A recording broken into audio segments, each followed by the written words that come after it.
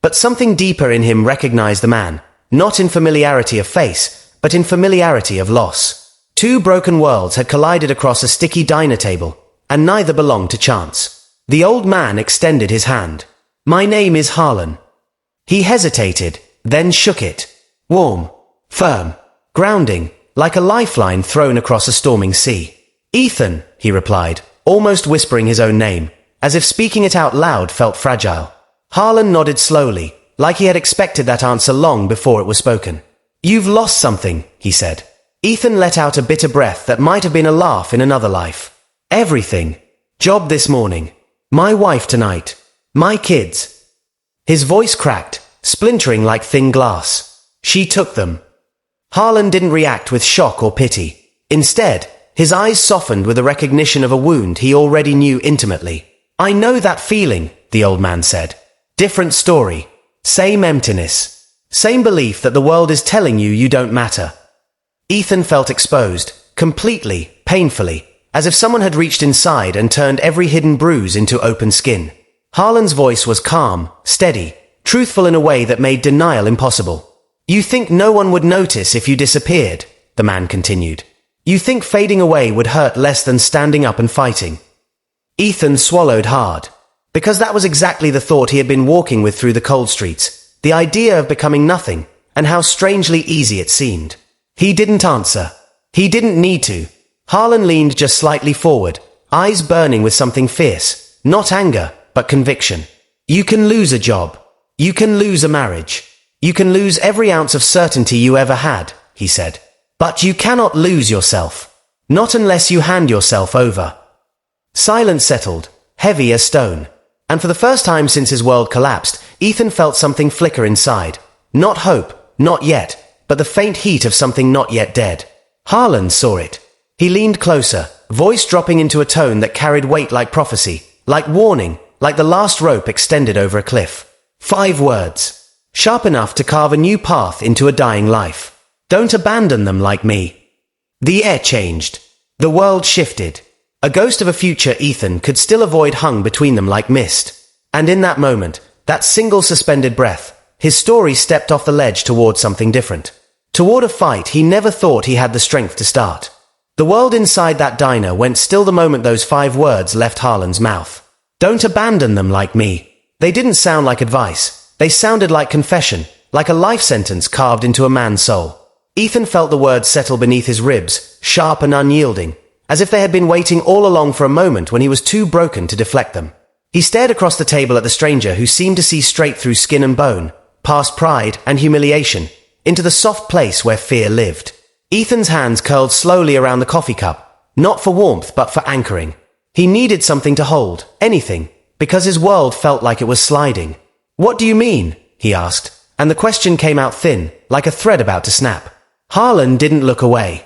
His face barely moved, yet his silence thundered louder than any storm. When he finally spoke, it was with a weary precision of someone who had rehearsed this truth for decades. "My son didn't vanish in a moment," he said. "He slipped away one day at a time. First from the dinner table, then from conversation, then from our home, and then from the world." Ethan's breath faltered. Harlan's voice wasn't tragic. It was restrained, controlled, as if the only way to survive loss like that was to hold it tight enough to stop it from tearing open again. "I thought giving him food and a roof was enough. I thought discipline meant silence. I thought love could be understood without being spoken." He exhaled slowly, eyes fixed on a memory only he could see. "I was working, providing, building, while he was shrinking, drowning, leaving." Ethan felt his throat tighten. His mind flashed back to every night he arrived home late, too tired to speak. To every time Nolan asked a question he answered half-heartedly. To every moment Tessa climbed into his lap and he thought his presence alone was enough. Maybe it wasn't. Harlan continued, voice low, nearly breaking. One morning, he was simply gone. No note, no sign, just gone. He swallowed. And every year since, I ask myself if he walked away because he believed I didn't care. The room seemed to pulse around them, lights humming softly, forks clinking in the distance, but their booth was isolated in something heavier. Something sacred. Ethan couldn't blink, couldn't breathe right. He saw it now, the regret etched into Harlan's posture, the way the man's shoulders curved inward as if they were carrying 3 decades of what ifs. This wasn't just a story. It was a warning forged in grief. Harlan leaned back slightly, fingers interlacing on the table. His hands were strong, weathered, scarred. Hands that had built a life and buried a dream in the same lifetime. You still have a chance, he said. Don't let bitterness make you quiet. Don't let pain turn you into absence. Don't let your children wonder if you love them enough to stay. Every word landed like a hammer on Ethan's chest, splintering numbness into raw, trembling awareness. The weight of what he could still lose, truly lose, hit him with brutal clarity. Jobs return. Pride rebuilds. But a child's faith, once fractured, is difficult to restore. He whispered, barely audible, I don't know if I'm strong enough. Harlan's eyes sharpened. Strength isn't the absence of pain. Strength is standing in spite of it. Ethan felt the room tilt, not physically, but inside him. Something dark and heavy shifted. His shame, once crushing, now trembled beneath a spark of defiance. Harlan continued, voice steady but fierce. You are a father. That means you fight, even when you bleed. Especially when you bleed. The old man wasn't asking him to fix everything. He was demanding he refuse to disappear. Ethan looked at his scarred hands. The same hands that built machines. The same hands that carried his newborns. The same hands that trembled when he signed termination papers. They were not remarkable, but they were alive. Capable. Still his. He exhaled shakily. I want to see them. I want to show them I'm not gone. Then go, Harlan said without hesitation. Not tomorrow. Not when you feel ready. Now.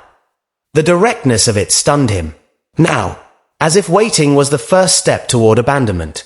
But fear pushed back hard, cold and logical in the worst ways. What if she slams the door in my face? Ethan murmured. What if they don't want to see me? What if? Harlan's hand came down on the table, not loud, but firm enough to cut through every spiraling doubt. If you do not go, he said, voice like thunder contained in a whisper, their last memory of you will be silence. Silence. The most painful inheritance a child could receive. Ethan's chest constricted as if invisible hands were tightening around it. He saw Nolan's uncertain eyes at the doorway. Tessa's trembling fingers around her bear. How small they looked. How lost. How breakable. A feeling rose inside him, not heroic, not cinematic, but primal. The instinct of a father. The refusal to let pain make him invisible. He stood abruptly, the booth seat scraping against tile, loud enough to draw a stare from a nearby table. His legs trembled, but they held. His voice, broken yet determined, cut through the diner air. I'm going to them. Harlan's gaze softened, pride flickering beneath the weight of sorrow. That, he said quietly, is what a father sounds like. Ethan nodded. He reached for his jacket, but hesitated. Something anchored him in place one moment longer. He looked at Harlan, trying to memorize him, the lines on his face, the gravity in his voice, the strange familiarity of his presence. Thank you, Ethan whispered. I don't know why you sat with me, but you saved me. Harlan's lips curved into a faint, unreadable smile. Maybe you saved me too. For a heartbeat, neither moved. Ethan wondered if Harlan would rise, follow him, stand at his shoulder when he faced Moriel's door. But the old man remained seated, hands wrapped around his coffee like someone warming themselves over memories rather than heat. Ethan turned toward the entrance. The diner door loomed like a threshold into a world he was no longer just enduring, but confronting. His pulse pounded in his ears, fear, hope, desperation, all tangled into something painfully alive. He reached the door, placed his hand on the cool metal frame, and stopped just long enough to look back. Harlan watched him with steady eyes, not urging, not stopping, simply witnessing. Remember, Harlan said, voice low. The children of broken homes don't need a perfect man. They need a present one. Ethan nodded, no shake in his hand this time. I won't abandon them, he said. He stepped into the night. And for the first time in months, his steps had purpose. Every streetlight that passed through his windshield felt like a heartbeat, pulsing life where there had been none.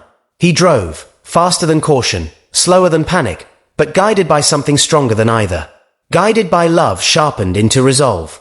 He didn't know what waited on the other side of Moriel's door, forgiveness or rejection, but he knew one thing with absolute clarity. He would knock. He would show up. He would stand. Because a man is not measured by the weight he carries, but by what he refuses to drop.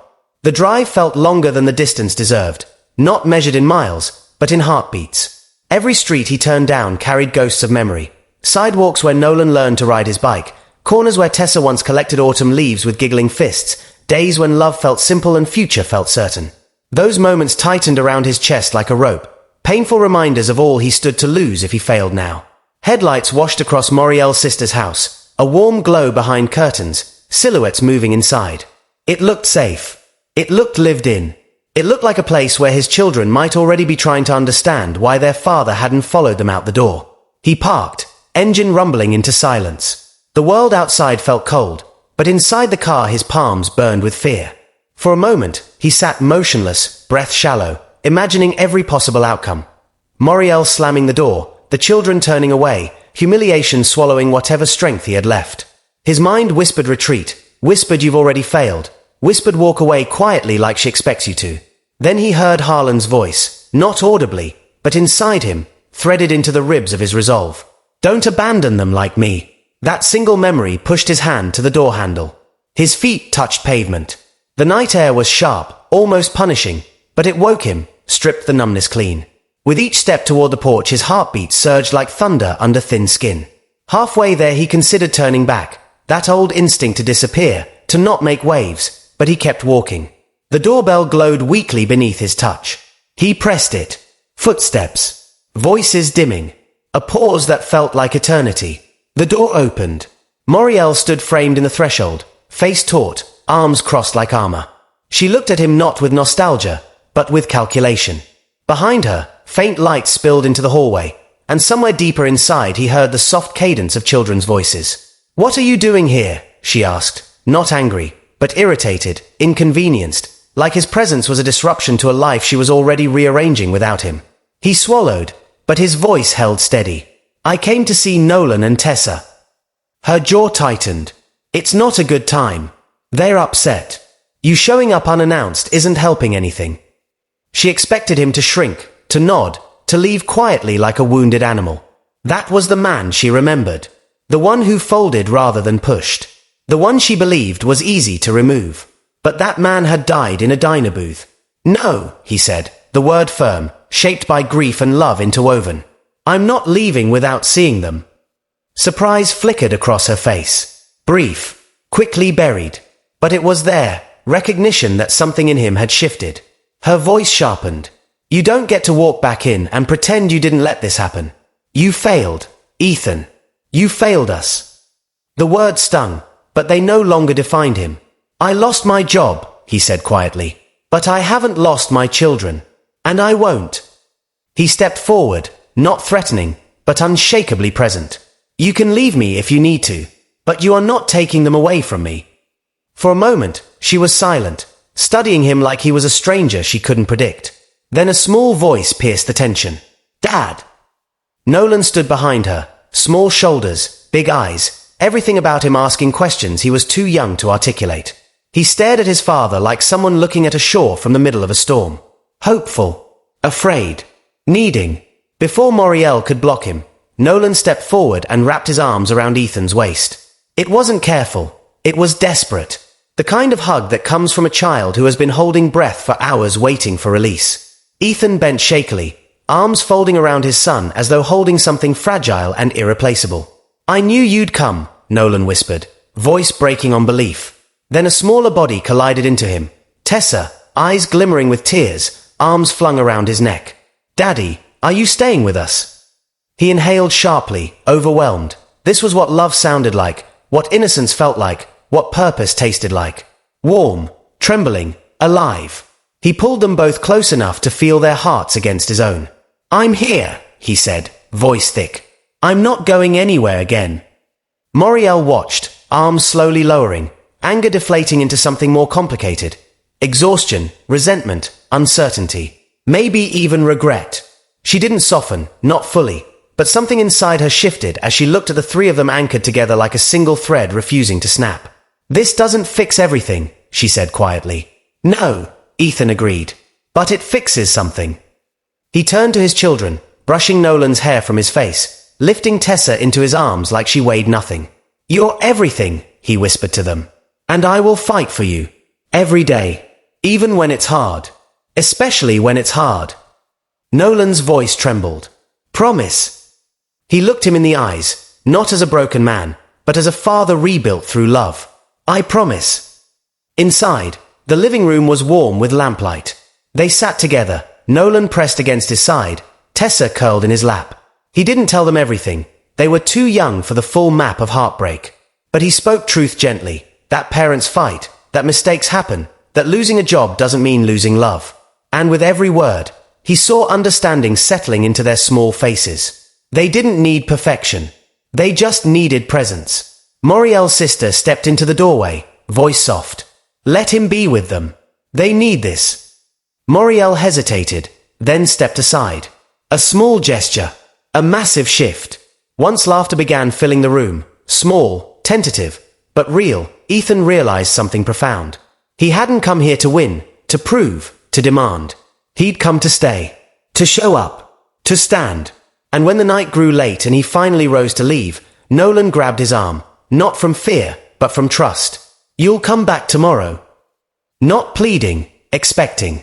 Ethan knelt, holding his gaze. Tomorrow. The next day. The day after. His voice didn't shake. I'm not disappearing from your lives. Not ever. Tessa pressed her forehead to his. Promise forever. He kissed her hair, eyes burning. Forever. When he walked back to his car, the night no longer felt cold. His future was uncertain, marriage fractured, money gone, life undone. But for the first time in a long time, his path was unmistakably clear. He wasn't walking away. He was walking forward. Not as a broken man. As a father. Morning came differently than any before it. Not soft, not peaceful, but with a pulse under the skin, as if life itself had shifted overnight. Ethan woke early, every muscle sore from tension rather than labor. Yet beneath the ache, something unexpected hummed. Purpose. A promise. Presence. He dressed like a man preparing for war with reality, though there were no weapons involved, only resolve. The house was quiet, absent of children's laughter, but no longer mournful. Yesterday he had stood at the edge of losing everything. Today, he stood carrying something more valuable than pride or work or marriage, their trust. He visited his children. Once. Twice. Again. Days stacked into weeks. Nights into month-long bridges between wounds and repair. Moriel remained distant, guarded, cold, sometimes biting, but she no longer barred the doorway. She watched him closely, doubt in her eyes but recognition building each time he showed up anyway. He worked odd jobs, whatever his hands could earn. Stocking shelves at dawn. Delivering supplies at dusk. Repairing lawnmowers and engines in between. Nothing glamorous. Nothing stable. But payable. Honest. Alive. For the first time since childhood, his worth wasn't measured by factory machines, but by the small fingers that hugged his neck each time he arrived. One evening his father, Gareth, quiet, strong, machine-minded, placed a box of tools into his hands. Tools old as Ethan, rust crawling into creases like memory. You know engines better than most, his father muttered. Start with this. Build something that's yours. Ethan nodded, throat tight. No speeches were needed. Some blessings are given in tools, not words. Even his brother, Colin, ambitious, sharp, noticed the change. You look alive for the first time in years, man, he said over beer one late evening. Ethan didn't argue. He felt it too, not reborn, but rebuilt. Most importantly, Nolan and Tessa never wondered if their father loved them again. They were no longer waiting at windows for footsteps that didn't come. He was there, not perfect, not whole, but present. That was enough. And then, one cool afternoon, almost exactly 1 month after the diner night, Ethan walked back into the place where everything changed. Not because he was lost now, but because he needed to finish something. A thank you. A closure. A debt of gratitude owed to the man who rerouted his fate with 5 quiet words. The bell over the diner door chimed. Same scent of grease and coffee. Same hum of conversation. But the booth where Harlan once sat was empty, only a ghost of memory filling the cushion. The waitress approached, smile practiced and familiar. Ethan cleared his throat. I'm looking for an older man, he said. Silver hair, sharp eyes. Name's Harlan. He talked to me here not long ago. Changed my life more than he knows. I want to thank him. She blinked, confusion sliding across her face. Harlan, she repeated slowly. You mean Harlan Vayner? Relief flickered. Yes, that was him. That was the name attached to the night everything began again. But the waitress nodded with a strange softness, like she was delivering fragile truth. Harlan hasn't been here in years, she said. He passed away a long time back. Stroke, I think. Maybe 10 years. Could be more. Good man. Quiet. A storm of a life, though. Ethan stopped breathing. His coffee, halfway to his lips, trembled in his hand. That can't be right, he whispered. I spoke to him. Here. Not long ago. He sat at that booth right there. He grabbed my arm. He told me not to abandon my children.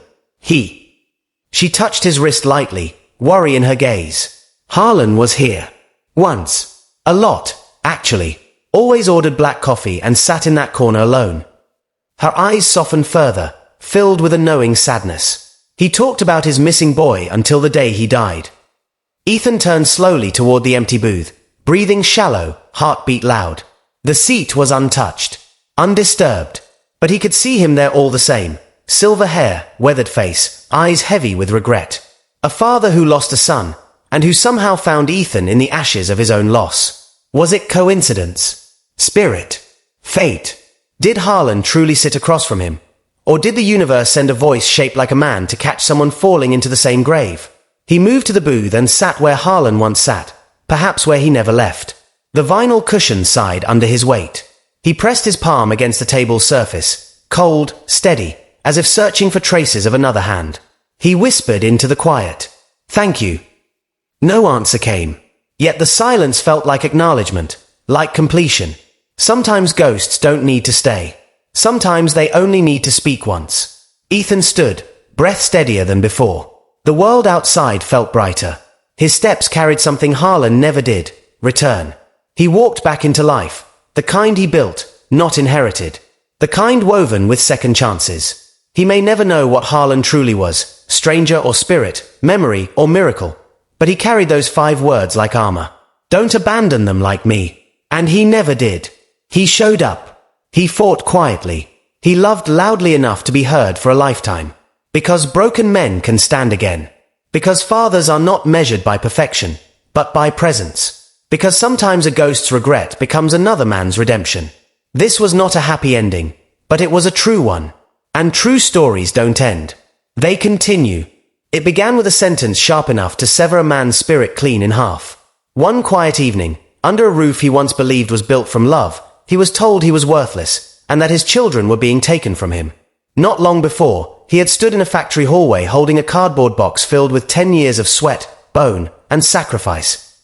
Dismissed as if his existence had never mattered at all. 2 losses in one day, his livelihood and his family, and the sound of the front door closing behind them was the final nail sealing him inside his own empty chest. If you have ever tasted silence thick enough to swallow you whole, stay with me. This story will not be gentle, and it will not heal quickly, but it will burn truth into your bones. If you've ever been told you weren't enough, if someone once made you believe you did not matter, then breathe with this story until its final word. Because you might find yourself in it. It happened quietly, not with screams or chaos, but with the soft finality of something that had been dying for years. A factory floor he had walked for a decade, a routine that shaped him more than any ambition ever had, gone with a handshake that felt more like a shove into the void. He stood there with a box of his life in his hands, gloves worn to the bone, a dented thermos smelling faintly of metal and coffee, and a faded lunch bag stitched lovingly by the mother who once told him hard work could build anything. That belief now felt like a lie. He drove home numb, headlights cutting through the slow grey of evening, his hands locked tight around the steering wheel as if loosening them might make him fall apart. Every turn was muscle memory. His mind had already drifted somewhere darker. In the passenger seat, that cardboard box sat like proof of failure, a list of everything he'd ever done that no longer mattered.